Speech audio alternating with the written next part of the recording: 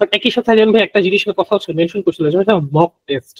আমাদের ডিস্যাটের এই এক্সামটার সাথে পরিচয় হওয়ার জন্য মক টেস্ট জিনিসটা খুব গুরুত্বপূর্ণ। এবং সিলেটের পার্সপেক্টিভে আমরা হচ্ছে আমাদের মক টেস্টটা আমরা কেন আর অনেক বেশি গুরুত্বপূর্ণ এবং আরো কত বেশি মক টেস্ট আসলে দেয়া যাইতে পারে এবং কিভাবে দেয়া যাইতে পারে, এই ব্যাপারে যদি একটু দিক নির্দেশনা দিতেন এবং যদি আমরা আসলে যেন আরো ভালোভাবে বুঝতে পারি।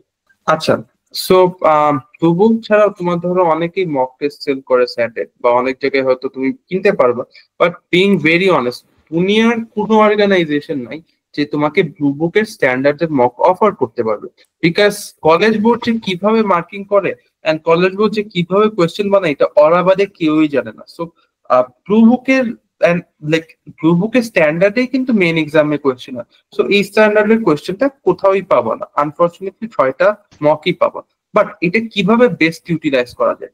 সো আমি যেটা করতাম, ধরো আমার সময় 1 থেকে 6 ছিল, আমি ফার্স্টে 1 দিলাম, 10 দিন পর 2 দিলাম, 5 দিন পর 3, এইভাবে করে করে 6টা মক দেওয়ার পর আমি কিন্তু এতদিন অনেক পড়ালেখা করছি, অনেক প্রেপ নিয়েছি। তো এতদিন 6টা মক দেওয়ার পর যেটা হতো, ফার্স্ট মকটা আমি ম্যাক্সিমাম ভুলে যাইতাম, ঠিক আছে? এটা সবারই হবে। তো তখন 6টা মক দেওয়ার পর দেখবে যে 1 মাসের মতো চলে গেছে অ্যাটলিস্ট। তখন যখন আবার প্রথম মকটা দিবা, দেখবা যে তোমার একবারে নতুন লাগতেছে, যে এটা আর আগে করোই নাই। তো তখন তুমি কিন্তু এইভাবে করে একটা মক বারবার বারবার দিতে পারো।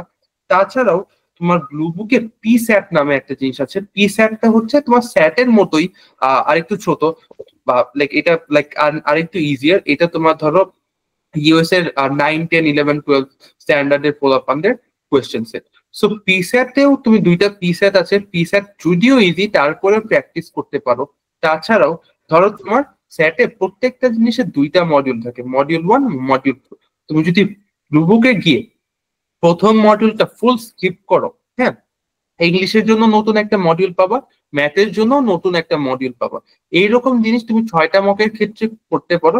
সেই ক্ষেত্রে দেখবা তুমি এক্সট্রা 6টা ইংলিশের জন্য এক্সট্রা মডিউল পাচ্ছ, এন্ড ম্যাথের জন্য এক্সট্রা 6টা মডিউল পাচ্ছ। সো এইভাবেও কিন্তু তোমার প্র্যাকটিস করা যায়।